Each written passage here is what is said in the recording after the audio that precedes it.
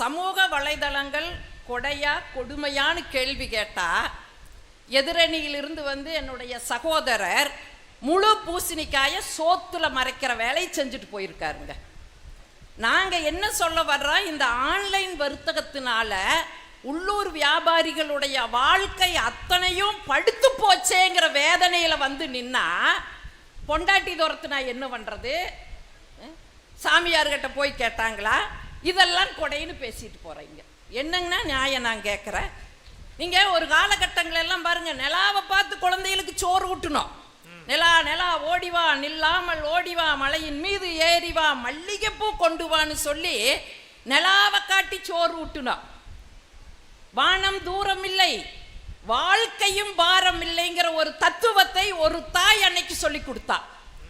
ஆனா இன்னைக்குங்க ஒரு 3 வயசு குழந்தைக்கு செல்ல காட்டி தான் சோறு ஊட்டிட்டு இருக்கிறோம். இதை கண்கூட என் வீட்டில் நான் பார்த்துட்டு இருக்கிறேன். என் மருமக பேரனுக்கு தினம் செல்ல காமிச்சு தான் சோறு ஊட்டுறான். அந்த ஆதங்கத்தில் அங்கே கேட்க முடியாதுங்க, மருமகளா போயிட்டா கேட்க முடியல. அந்த ஆதங்கத்தை நான் இங்கே சொல்லிட்டு இருக்கிறேன். என்ன கொடுமை நடந்துட்டு இருக்குது இங்கே என்ன பேசிட்டு இருக்கிறீங்க. சரி, குழந்தைகளுக்கு தான் அப்படின்னா பெரியவங்க சாப்பிடும்போது கரெக்டாக சாப்பிட்றீங்களா? நிறைய வீடுகளில் செல்போன் பார்த்துட்டு தான் சாப்பிட்றாங்க, டிவியை பார்த்துட்டு தான் சாப்பிட்றாங்க. இல்லைன்னு சொல்ல முடியுங்களா? திருமூலர் ரொம்ப அழகா சொன்னாருங்க, யாருக்கும் இடுமீன் அவர் இவர் என்னன்மின் பார்த்திரு உண்மின் சொன்னார். அதாவது சாப்பிடும் போதுங்க கண்களால் அந்த சாப்பாட்டை கூர்ந்து பார்க்கணுமா. ஏன்னா கண்களில் இருக்கிற காந்த ஒளி அந்த சாப்பாட்டில் பட்டு அந்த சாப்பாட்டை உமிழ்நீரோடு சேர்த்து சாப்பிடும்போது ஜீரணமாகுங்கிறத திருமூலர் ரொம்ப அழகா சொன்னார். எங்க கண்ணுக்கு காந்த ஒளி இருக்குதா அப்படின்னு ஒரு கேள்வி உங்களுக்கு வரல. அப்படி இருந்ததுனால தான் கணவன் காணாத உலகத்தை நான் பார்க்க மாட்டேன் என்று மகாபாரதத்தில் காந்தாரி தன்னுடைய கண்களை கட்டி இருந்தா. கடைசியில குருச்சேத்திர போரில் அது துரியோதனுக்கு அந்த காந்த ஒளி பயன்பட்டுச்சுங்களா இல்லையா? ஆனா பெரியவங்க அப்படியே பார்த்துட்டு இருக்கிறா. பெரியவங்களும் செல்போன் பார்க்குறாங்க. ஒரு வீட்டிலைங்க திருடனை பிடிச்சிட்டாங்க. காவல்துறை நண்பர்கள் ஆச்சரியப்பட்டு அந்த பெண்கள் கிட்ட கேட்டாங்க, எப்படிமா திருடரை பிடிச்சிங்கன்னு.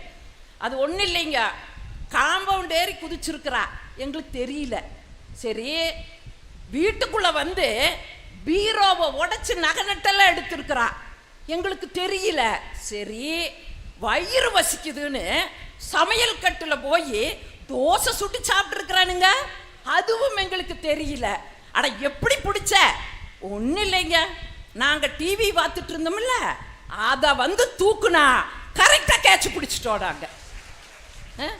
இன்னைக்கு இந்த கொடுமை இந்த மண்ணில் நடந்துகிட்டு இருக்குது. இதுக்கு வக்காலத்து வாங்கிட்டு 3 பேர் வந்திருக்கிறது தான் கொடுமை நாங்கள் சொல்றோங்க.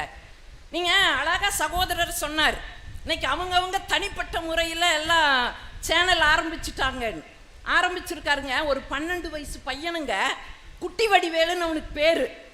12 வயசு பையன் ஒரு யூடியூப் சேனல் ஆரம்பிச்சிருக்கிறான். ஆரம்பிச்ச 1 மணி நேரத்துலங்க 75,000 சப்ஸ்கிரைபர் வச்சிருக்கிறான். அப்படி என்னடா அவன் சாதிச்சான்னு போய் பார்த்தா 12 வயசுல அவன் பார்க்கக்கூடாத பாடலுக்கெல்லாம் டான்ஸ் ஆடி வாயை அசைச்சு டிக்டாக் செய்து இன்னைக்கு 7 லட்சம் பேர் அதை ஃபாலோ பண்ணிட்டு இருக்கிறாங்கன்னு சொன்னா இன்னைக்கு இந்த சமூகம் எங்கெங்க போயிட்டு இருக்குது நான் கேட்குறேன். இதெல்லாம் நீங்க கொடைன்னு சொல்லுவீங்களா? இதை விடங்க நடுவர் அவர்களே, ஏன் தங்கச்சி பையன் எனக்கு ஃபோன் பண்ணா, பெரியம்மா எங்க இருக்கிறீங்க? ஏன்டா கொரோனா காலம் வீட்டில் தான் இருக்கிற, நிகழ்ச்சியும் இல்லை, வீட்டில் தான் இருக்கிறேன்னு. அதை விடுங்க பெரியம்மா, ஃபேஸ்புக்கில் இருக்கிறீங்களா? இல்லை. வாட்ஸ்அப்பில் இல்லை, ட்விட்டரில் இல்லை, வைங்க ஃபோனை. கோவிச்சுட்டு வச்சுட்டா. வாட்ஸ்அப்பில் இருக்கிறீங்களா, ஃபேஸ்புக்கில் இருக்கிறீங்களா, ட்விட்டரில் இருக்கிறீங்களான்னு கேட்ட பையன் நல்லா இருக்கிறையான்னு ஒரு வார்த்தை கேட்கலீங்க. இன்னைக்கு ஃபேஸ்புக்கில் எல்லாம் காணாமல் போயிட்டு இருக்கிறாங்க. என் பையனெல்லாம் பார்த்து பல வருஷம் ஆயிடுச்சுங்க. நான் என் வீட்டுக்காரர்கிட்ட சொன்னேன், ஏங்க சாப்பிடவே வரமாட்டேங்கிறானுங்க, எப்போ பார்த்தாலும் அந்த ஃபேஸ்புக்லேயே உட்கார்ந்துருக்கிறா, நீங்கள் தான் கொஞ்சம் சொல்லக்கூடாதான்னு. அவர் சொன்னார், ஏண்டி கத்துற, போடு ஃபேஸ்புக்கில், எந்திரிச்சும் பையன் வருவான். நானும் போய் போட்டேன். தடிமாடு எரும மாடு ஆக்கி வச்ச சோறு ஆறிட்டு இருக்குதுடா பாடான. நீங்க நம்ப மாட்டீங்க, அடுத்த செகண்ட் 1000 லைக்ஸ் விழுந்துடுச்சு. அடுத்த செகண்ட் 1000 லைக்ஸுங்க. அதுல ஒருத்தங்க கேட்கற, ஆன்டி உங்க வீட்டுல மனுஷனுக்கும் மாட்டுக்கும் ஒரே சாப்பாடா கேள்வி கேட்கறான். இன்னைக்கு லைக்ஸை எதிர்பார்த்து லைஃபை இழந்து கொண்டு இருக்கிற சமுதாயமா தாங்க மாறி போயிருக்குது. இன்னைக்கு ஒய்ஃப் இல்லாமலும் கூட வாழ்றதுக்கு ரெடியா இருக்கிறா. ஒய்ஃபை இல்லாமல் வாழ்வதற்கு இன்னைக்கு இளைய தலைமுறை தயாரா இல்லைங்களே. இது என்ன கொடுமை நான் கேட்கிறேன். இந்த ஆசை யாரை விட்டுச்சுங்க? என்னையும் இழுத்துது. இப்போ இவங்க கொடைன்னு பேசுறாங்களா, சரி ஏதோ ஃபேஸ்புக் கொடையாத்தான் இருக்குன்னு நான் ஒரு டிஷ் கண்டுபிடிச்சேங்க. உள்ளி முருங்கை குழம்பு. என்னது? உள்ளி முருங்கை குழம்பு. முருங்கைக்காயும் வெங்காயமும் போட்டு ஒரு குழம்பு. சரி ஃபேஸ்புக்கில் போடுவோமே, போட்டுவிட்டேன். சும்மா லைக்ஸ் விழுந்துட்டே இருந்ததுங்க என் வீட்டுக்காரரை தவிர. நான் போய் சொன்னேன், ஏனுங்க எல்லாரும் லைக்ஸ் போடுறாங்க, நீங்களும் ஒரு லைக்ஸ் போட்டுருங்கண்ணே. அந்த மனுஷனுக்கு வந்தது பாருங்க கோபம். ஏய் அவங்கெல்லாம் பார்த்துட்டு போடுறாங்கடி, நான் சாப்பிட்டு இருக்கிறேன், ஓடுறி நாகப்பட்டினம்ட்டாரு. பறந்தடிச்சு இங்கொடியாந்து இருக்கிற இந்த கொடுமையை நாங்கள் எங்கே போய் சொல்றது? நடுவர் அவர்களே முகநூல்னு சொல்றாங்க. ஆனால் அந்த முகநூலில் யாரோட முகமும் ஒரிஜினல் இல்லைங்கிற வருத்தம்ங்க. ஆண்களுடைய பெயரில் பெண்கள் உலாவறாங்க, பெண்களுடைய பெயர்கள்ல ஆண்கள் உலாவிட்டு இருக்கிறாங்க. பெண்களுக்கு என்னன்னா ஆண்களோட படத்தை போட்டுட்டா நமக்கு ஒரு பாதுகாப்புன்னு. ஆண்கள் என்ன நினைக்கிறாங்க, பெண்களோட படத்தை போட்டால் நிறைய ஃபாலோயர்ஸ் ஃப்ரெண்ட்ஸ் கிடைக்குன்னு சொல்லி பேரும் சொந்தம் கிடையாது, முகங்களும் சொந்தம் கிடையாது. இதுல என்ன நடந்தது தெரியுங்களா? இந்த கொரோனா வர்றக்கு 6 மாசத்துக்கு முன்னாடிங்க மும்பையில ஒரு பொண்ணு இந்த முகநூல்ல அழகான வாலிபனுடைய படத்தை பார்த்து இருக்குது. பார்த்து ஃப்ரெண்ட் ரெக்வஸ்ட் கொடுத்துருக்குது. ஃப்ரெண்ட் ஆயிட்டாங்க. தினம் சேட் பண்ணிக்குவாங்க. சாப்பிட்டியா, தூங்குனியா, படிச்சியா? அது +2 படிச்சுக்கிட்டு இருக்குது. படிச்சியா, சாப்பிட்டியா? அம்மா டாக்டர், அப்பா பேராசிரியர். அவங்க அக்கறைப்படாத அளவுக்கு இவன் அக்கறைப்படுறது. இதுக்கு டெய்லி இப்படி பேசிட்டே இருந்துட்டுங்க.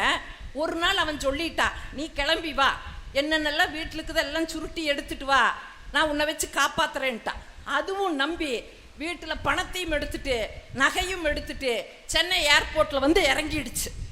இறங்கி அவனை கூப்பிட்டுச்சு, நான் வந்துட்டேன்னு.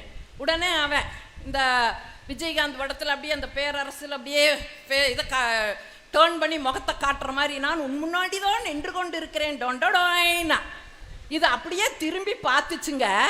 தாத்தா வயசுல ஒருத்தர் நிற்கிறானுங்க, தாத்தா வயசுல நிற்கிறா. ஃபேஸ்புக்கில் ஒரு அழகான வாலிபனோட படத்தை போட்டு அந்த பிள்ளைய ஏமாத்தி, நல்ல வேளை அந்த பிள்ளை என்ன பண்ணுச்சு தெரியுங்களா, ஓடி போய் அங்கே இருக்கிற காவல்துறை நண்பர்கிட்டெல்லாம் சொல்லுச்சு, நான் ஃபேஸ்புக்கில் பார்த்த நபர் இவர் இல்லைங்க வேறேங்கன்னு சொல்லி உடனே பெற்றோர்களுக்கு ஃபோன் பண்ணி பெற்றோர்கள் வந்து அந்த பிள்ளையை அழைத்து கொண்டு போனார்கள் என்று சொன்னால், என்ன உங்களுடைய சமூக வலைதளங்கள் வந்து இங்கே நீங்கள் கொடைன்னு பேசிக்கிட்டு இருக்கிறீங்க. சமீபத்தில் என்னுடைய நண்பரை சந்திச்சங்க. நான் கேட்டேன், ஏங்க பொண்ணு கல்யாணம் பண்ணிட்டீங்களான்னு. சொல்கிறாரு பாருங்க, கல்யாணம்ங்கிறது என்னங்க, திருமணம்ங்கிறது என்னங்க? பாரதிதாசன் சொன்ன மாதிரி ஒரு மனதாயினர் தோழி இத்திருமண மக்கள் என்றும் வாழின்னு சொல்லி உற்றார் உறவுகள் எல்லாம் வந்து மனதார வாழ்த்துறது தாங்க திருமணம். அந்த திருமணத்தை என்ன சொல்லிட்டு இருக்கிறாரு, எங்கேயோ ஹைதராபாத்தில் நடக்குதாமா, பிரியாணி வருதாமா ஆன்லைனில். இந்த கொடுமையை எங்கெங்க கலெக்டர்கிட்ட தான் சொல்ல, நான் வேற எங்கெங்க போய் சொல்றது? என் வீட்டுக்காரர்கிட்டையும் கூட இதை சொல்ல முடியாது. என்னத்தை வந்து நீங்க இங்க சொல்லிட்டு இருக்கிறீங்க? அந்த நண்பரை பார்த்து கேட்டேன், ஏனுங்க மகளுக்கு கல்யாணம் பண்ணிட்டீங்களான்னு. இல்லைங்க, அவளே கல்யாணம் பண்ணிட்டாங்க. கல்யாணம் பண்ணிட்டாங்களே எப்படிங்கன்னு? ஒரு 10,000 கல்யாணம் பண்ணிட்டு போயிட்டாங்கன்னு. நான் சொன்னேன், சார் கொரோனா காலம், என் சகோதரர் சொன்ன மாதிரி யாரையுமே கூப்பிட முடியாது, கொரோனா காலம்தான். அப்படியே இருந்தாலும் ஒரு கோயிலில் போய் ஒரு மாலை அதை நடத்தி வைக்கிற புரோகிதர் எப்படி பார்த்தாலும் ஒரு 20,000 25,000 ஒரு பட்டு புடவை எடுக்கணும், மாப்பிள்ளைக்கு பட்டு வேட்டி எடுக்கணும். எப்படி இருந்தாலும் ஒரு 25,000 கூட இல்லாமல் கல்யாணம் பண்ண முடியாதுங்க சார், எப்படிங்க சார் பண்ணுனீங்கன்னு ஒரே வார்த்தை சொன்னார் பாருங்க. அவளுக்கு 10,000க்கு ஒரு செல்ஃபோனை வாங்கி கொடுத்த, அவள் ஃபோனில் பேசியே கல்யாணம் பண்ணி போயிட்டானார். அதனால தாங்க ஒரு கவிஞன் நொந்து எழுதுனா, செல்லும் வாங்கி கொடுத்து செல்லமாக வளர்த்த மகள் இன்று தொடர்பு எல்லைக்கு அப்பால் என்று ஒரு கவிஞன் எழுதுறான்னா இதெல்லாம் உங்களுக்கு கொடுமையா தெரியலையா நான் கேட்கிறேன். இதை வடங்க ஒரு காலகட்டத்தில் குழந்தைய செல் வச்சிருந்தா நம்ம போய் பிடிங்கி வைப்போம். ஏய் வை செல்ல பார்க்காத செல் வைப்போம். நாங்களே போய் கெஞ்சிரோம். இந்த தங்க 1 மணி நேரம் அட்டன் பண்ணுதுங்க கிளாஸு, 1 மணி நேரம் அட்டன் நடக்குதுங்களா இல்லையா? அந்த 1 மணி நேரத்தில் ஆசிரியர்கள் என்ன பாடுபடுறோம் தெரியுங்களா? என் வகுப்பில் நான் அனுபவிச்சனுங்க. இந்த ஆன்லைன் கிளாஸ் என் சகோதரர் சொன்னார் பாருங்க, இந்த ஆன்லைன் வகுப்பு அளப்புற மாதிரி. நீங்கள் ஆம்பளை பையனும் பொம்பளை பிள்ளையும் படிக்கிற கோயெட்டு காலேஜ் எங்களால் சமாளிக்க முடியும். ஆனால் இந்த கோவிட் கிளாஸ் எங்களால் சமாளிக்க முடியல. அந்த பக்கம் ஒரு நாள் அவங்க பாட்டியை கொண்டு வந்து உட்கார வச்சுட்டு ஓடிட்டான். நான் கேள்வி கேட்குறேன், பாட்டி பதில் சொல்லுது. ஐயோ நீங்கள் யாருங்கன்னு. நான் அவனோட பாட்டின்னுச்சு. ஏனுங்க நீங்கள் வந்து உட்கார்ந்துருக்குறீங்கன்னு. இல்லை கண்ணு, அவன் தான் வந்து ஏனாத்தா ஐயன் படிக்க வைக்கல பள்ளிக்கூடத்துக்கு அனுப்பலை. என்னை பள்ளிக்கூடத்துக்கு அனுப்பியிருந்தா நான் வெகு வேலை செய்வேன். நீ சொன்னையல்லாத்தா, நீ பள்ளிக்கூடம் போகாட்டி போச்சாது, இந்தா வீட்டுக்குள்ள உட்காந்து படின்னு உட்கார வச்சுட்டு போயிட்டான். அழுகிறதா சிரிக்கிறதான்னு தெரியலைங்க. இன்னொருத்தன் தூங்குறா வகுப்புல. அவங்க அம்மா வந்து கேட்குறாங்க, டேய் என்னடா தூங்கிட்டு இருக்கிற? இதையெல்லாம் அன்மியூட் பண்ணி எங்களை கடுப்பேத்துறது. மைக்கை மியூட் பண்ணியும் வைக்கிறது இல்லை, அன்மியூட் பண்ணி வச்சுக்கிட்டு எங்களை கடுப்பேத்துறா. அங்கே வந்து அந்த அம்மா கேட்குது, டேய் என்ன தூங்குறேன்? யோகாவை போயிட்டு இருக்குது போ. இன்னொருத்தன் விளையாண்டுட்டு உட்காந்துருக்கிறா, கேம்ஸ் பீரியடு போகுதுங்கிறா.